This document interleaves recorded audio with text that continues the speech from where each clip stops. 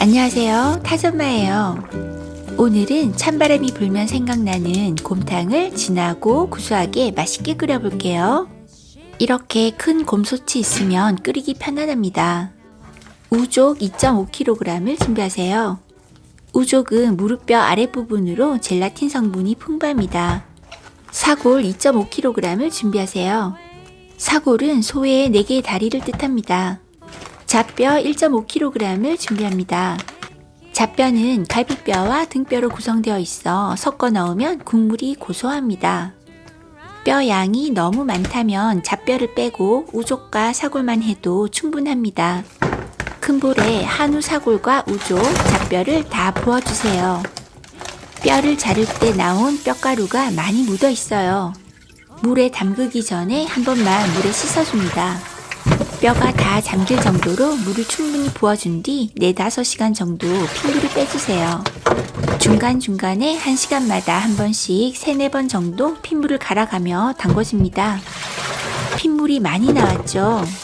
이렇게 핏물을 빼줘야 곰이 뽀얗고 냄새도 안 난답니다. 핏물을 뺀 뼈를 곰솥에 담아주세요. 물을 자박하게 부어준 뒤 한번 가볍게 끓여줍니다. 부글부글 끓기 시작하면 센 불에서 2-3분 정도 끓여 불순물을 빼주세요. 이렇게 초벌 삶기를 하면 누린내가 안 납니다. 2-3분만 끓였으므로 기름이 그렇게 많지 않아 그냥 물을 버려주셔도 됩니다. 흐르는 찬물에 기름을 대충 제거해가며 하나씩 잡고 깨끗이 세척해주세요. 이제 본격적으로 끓여야 하므로 곰솥의 기름기는 깨끗이 세척해주세요. 이때 제일 뜨거운 물로 씻어 배수관으로 흘려주면 좋습니다. 초벌 삶기 후 한번 세척한 뼈를 곰솥에 다 담아주세요. 충분히 잠기도록 물을 가득 부어준 뒤 센 불로 팔팔 끓입니다. 끓기 시작하면 뚜껑을 열고 센 불로 10분 끓여주세요. 10분 후 뚜껑을 닫고 중불로 4시간 끓여줍니다. 약불로 하면 곰이 잘 우려나지 않아서 중불 이상으로 끓이는 게 좋아요. 물이 부족하면 중간에 물을 보충해 가며 끓여주세요. 4시간 후 뼈를 다 건져냅니다. 잔뼈들이 가라앉아 있을 수 있으므로 꼭 채반을 받치고 통에 부어주세요. 기름은 좀 굳으면 미리 걷어내어도 되고 4차까지 끓인 걸 다 섞은 후에 기름을 걷어내도 됩니다. 2차로 끓이기 위해 뼈를 다 부은 후 물을 가득 부어주세요. 이때 사태나 양지살을 넣고 끓여주면 더욱 국물이 구수하고 맛있답니다. 저는 양지 1kg을 준비했어요. 한우가 많이 비싸므로 저는 한우와 수입산을 섞어 넣었어요. 보통 가정집에서는 뼈 5kg에 소고기 600g 정도만 해도 충분합니다. 역시 센 불로 10분을 끓인 뒤 뚜껑을 닫고 중불로 4시간 30분 끓여주세요. 중간에 2시간 30분쯤 지나 양지를 건져냅니다. 양지는 2-3시간 푹 고아줘야 고기가 부드럽게 잘 찢어지고 맛있답니다. 물의 양이 많이 졸았으므로 물을 좀 더 추가해준 뒤 계속 끓여주세요. 끓이는 사이에 건져낸 양지를 손질할게요. 양지를 결 따라 쭉쭉 찢으면 부드러워서 아주 잘 찢어진답니다. 칼로 편육처럼 납작하게 잘라도 먹는데 저는 이렇게 찢어 먹는 게 맛있더라고요. 당장 먹을 양 조금을 제외하고는 냉동했다가 꺼내 드시면 됩니다. 지퍼백에 한 번에 다 넣고 냉동해도 되지만 그러면 서로 붙어서 잘 안 떨어지므로 저는 조금씩 소분해서 냉동합니다.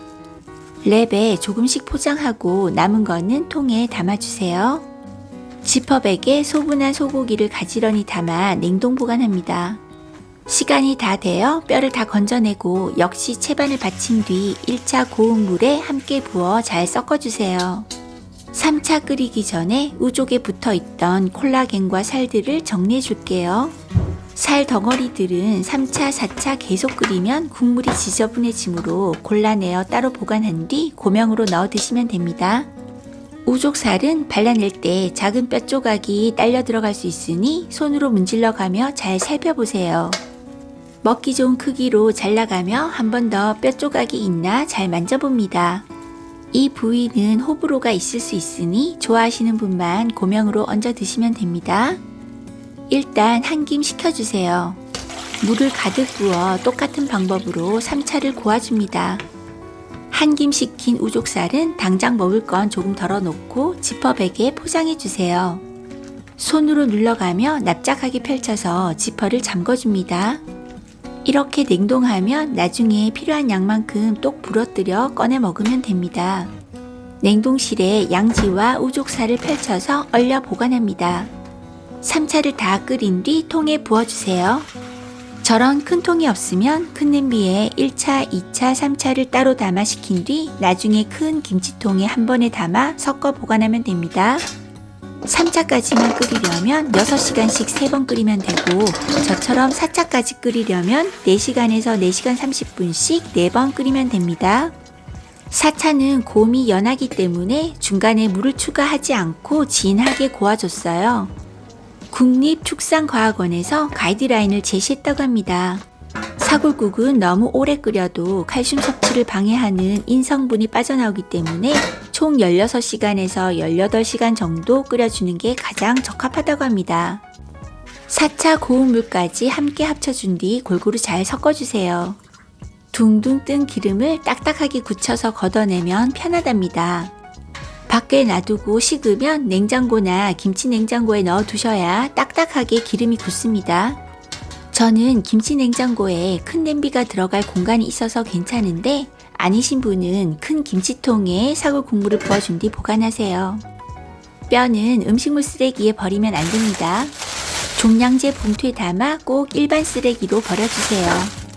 김치 냉장고에서 24시간 이상 놔두어 기름이 딱딱하게 굳었어요.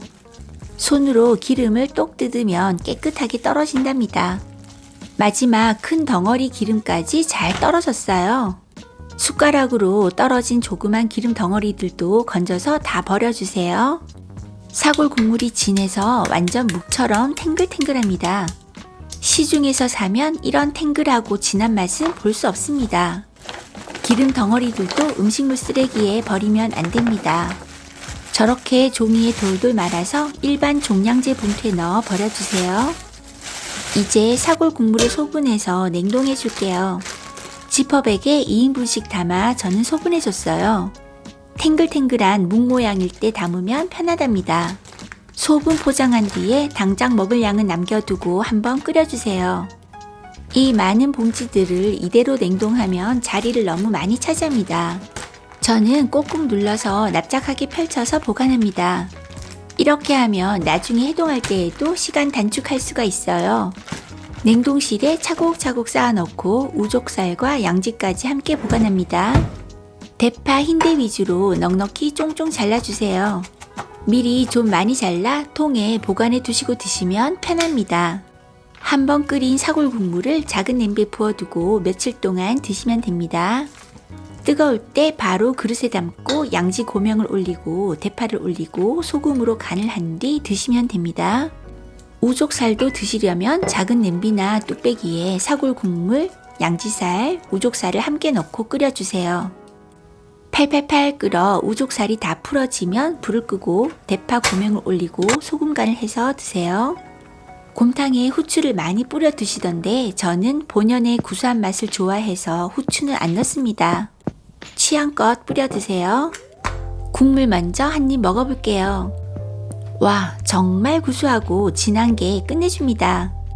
잘 익은 깍두기 하나 올려 고명을 함께 먹어볼게요. 고기가 너무 부드러워 입에서 살살 녹습니다. 곰탕 한 그릇 먹으면 속도 편안하고 기력 회복에도 너무 좋을 것 같아요. 곰탕은 한번 끓이기가 시간도 많이 걸리고 귀찮기 때문에 이렇게 많이 만들어 두고 냉동해 드시면 오래 드실 수 있고 좋습니다. 추워지는 겨울에 대비해서 한번 만들어 드셔보세요.